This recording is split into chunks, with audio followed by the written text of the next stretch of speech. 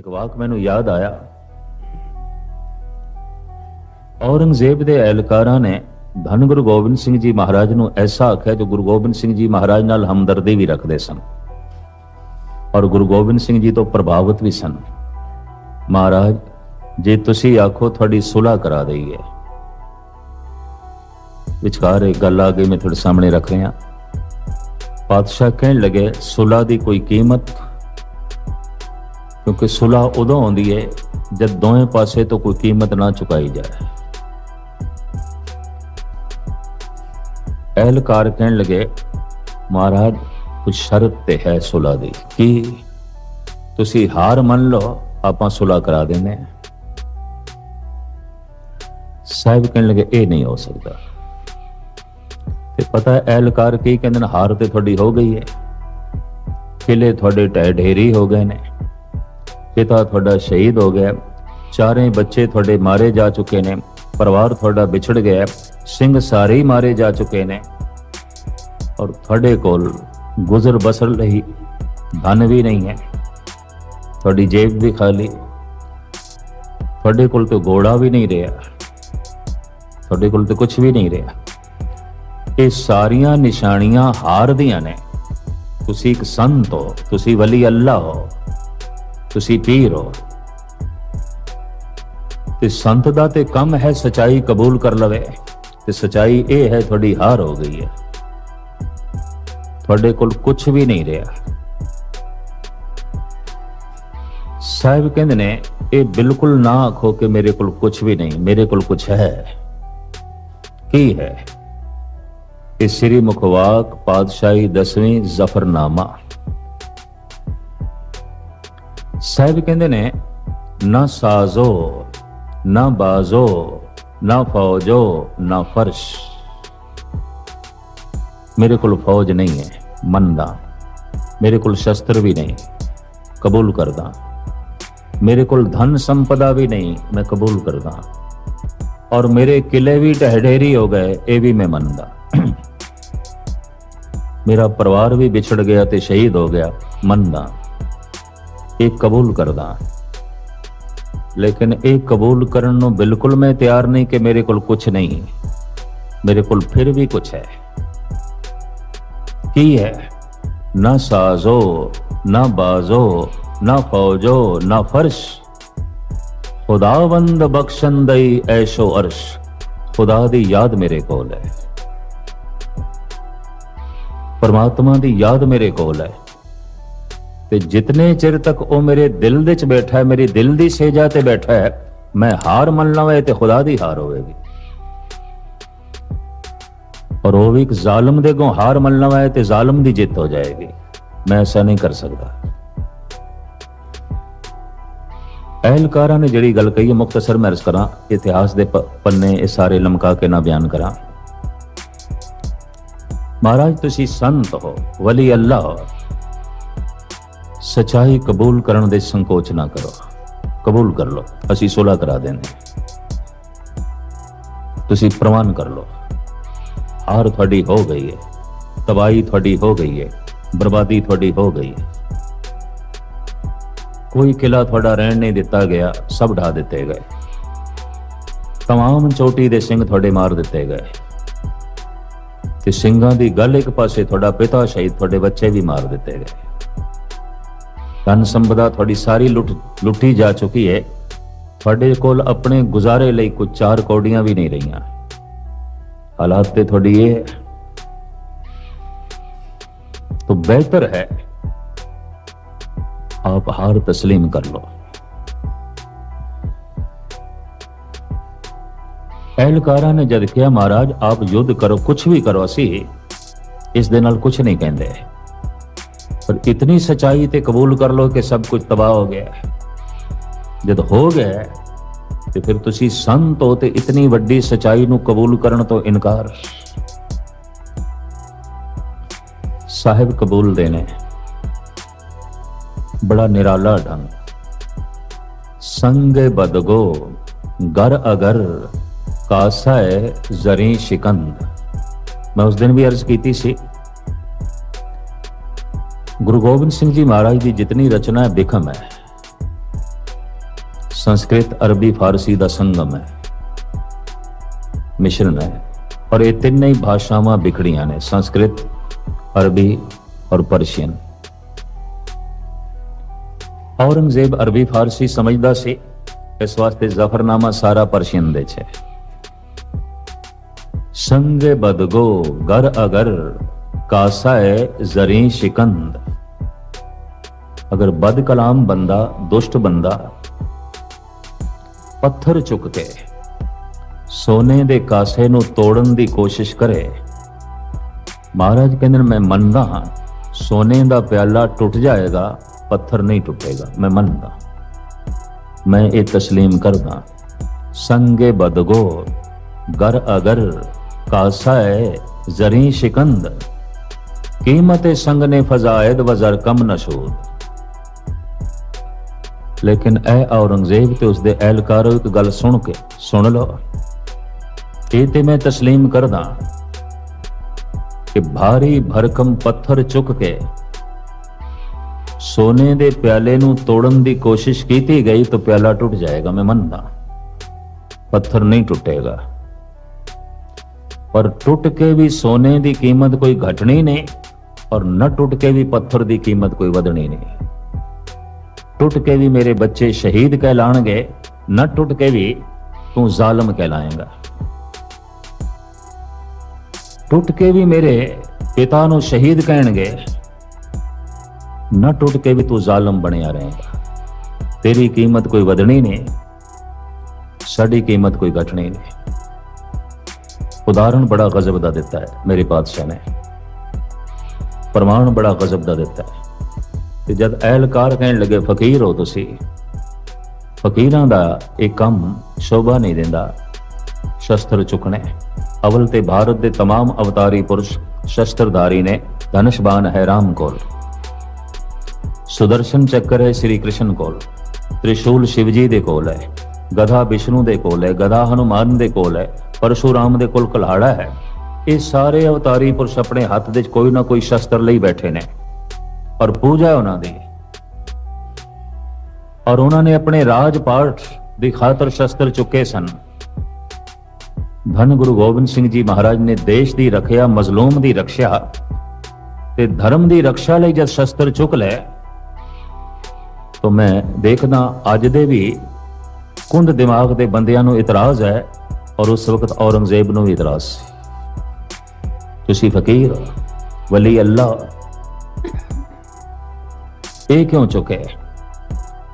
तो साहिब कहंदे ने बलाचार गी दरमिया आमदम। मैं लाचार हो गया, तू मैनू लाचार कर देता। बलाचार गी दरमिया आमदम, पदद बीरो तीरो तो फंग आमदम। तू इतना मैनू लाचार कर देता, तू इंसाफ नू मनन नू इनकारी हो गया। सच दा तेरे उत्ते जद कोई असर ना होया, विचार जद तेरे तक पहुंचदी नहीं सी, मजबूरन मैनू तलवार चुकनी पई। चुंकारज हमा हीलते दरगुजस्त, हलालस्त बुरदम बशमशीर दस्त। पर मैं अर्ज करा, इतनी वड्डी क्रांति बहुत वड्डी शांति चो लंघी है। धन गुरु अर्जन देव जी महाराज की शांति। मीर खालू ने उस वक्त दा धार्मिक समाज आले दुआले शरीक, चंदू, जहांगीर, सारा माहौल तपे होया है।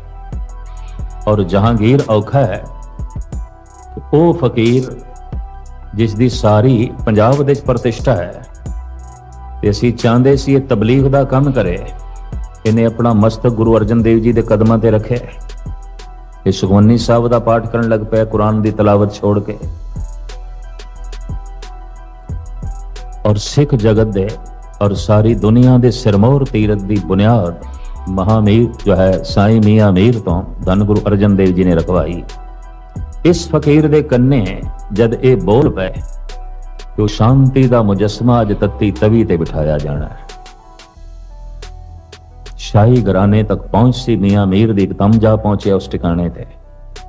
भावें ये ऑर्डर दे के हुक्म दे के जहांगीर लाहौर तो निकल गया सी,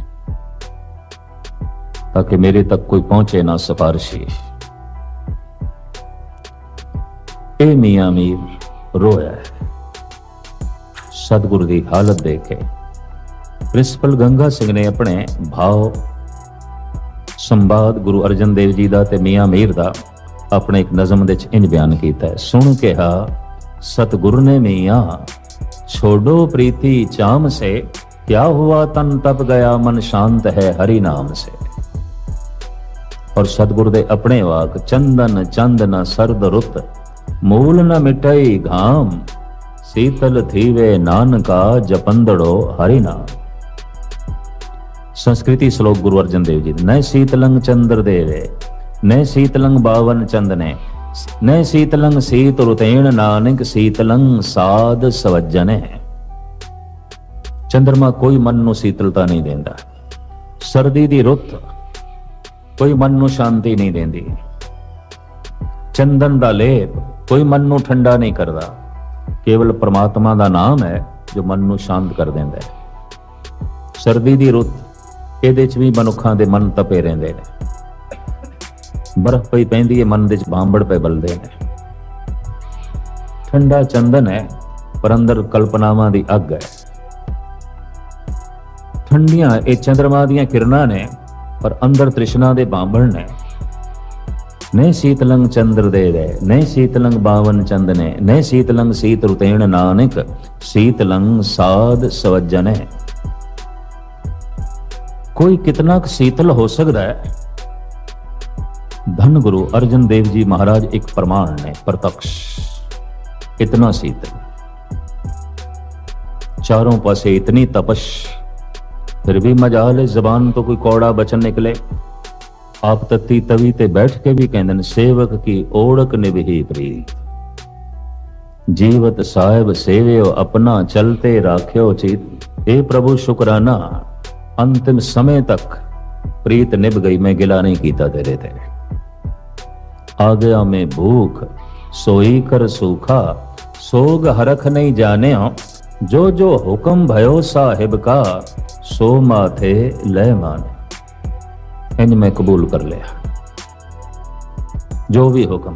तो मैं अक्सर अर्ज करता हूं ना, हुक्म की है, वास्तव हुक्म की है। जो होवा हो वत्सो जाने, प्रभ अपने का हुक्म पछाने। परमात्मा का हुक्म की है जिसनों मनना है। जो हो गया ये हुक्म है। जो होवा हो वत्सो जाने, जो हो गया है उन्हों होनहार करके जाने होना ही सी। ये दिन होया है होना ही सी, हुक्म।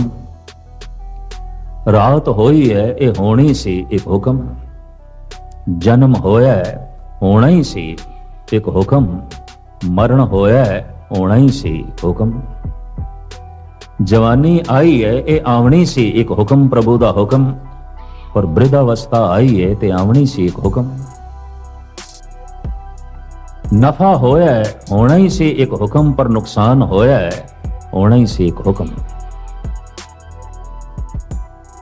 कर्मां दी खेड और परमात्मा दा विधान, उसका हुक्म उस दिते। इज्जत मिली है मिलनी सी, एक हुक्म। बेइज्जती हो गई है होनी सी, एक हुक्म।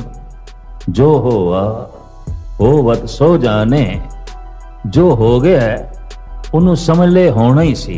जो होवा हो वत सो जाने, प्रभ अपने का हुक्म पछाने। अपने परमात्मा का हुक्म पछाने, समझे ते मने। हुक्म की है जो हो गया होना ही सी। दुनिया क्यों रो रही है? जो हो गया नहीं होना चाहिए सी, क्यों होया है? वो तो होना सी। इतनी महर्ज करते हैं। जो होआ हो वत्सो जाने, किस तरह जैसे समझोगे कि उसका हुक्म की है, क्योंकि हुक्म रजाई चलना नानक लिखिया नाल, जो हो गया है होना ही सी। यही प्रभु की रजा सी। निक्का जिहा कंडा लग जाए, मनुख कहते पता नहीं रब है कि नहीं। छोटी जिहा घटना घट जाए, मनुख गिलियां नाल भर जाता है। पर कोई तत्ती तवी ते बैठ के भुखा प्यासा भी ये कह सकता है, आ गया मैं भूख सोई कर सूखा, सोग हरख नहीं जाने, जो जो हुक्म भयो साहिब का, सो माथे ले माने।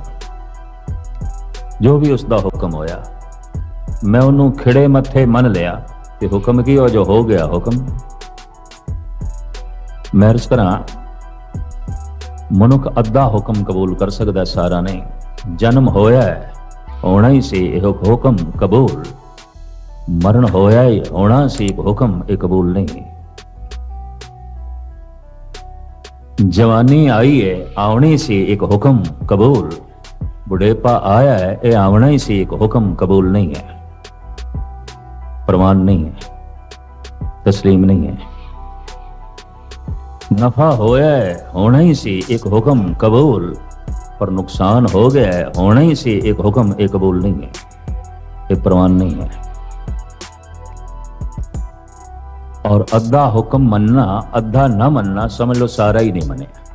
ये भी मैं अर्ज कर दूं, उन्हें हुक्म नु समझे ही नहीं। कहो नानक जिन हुक्म पछाता, प्रभ साहिब का तिन भेद जाता।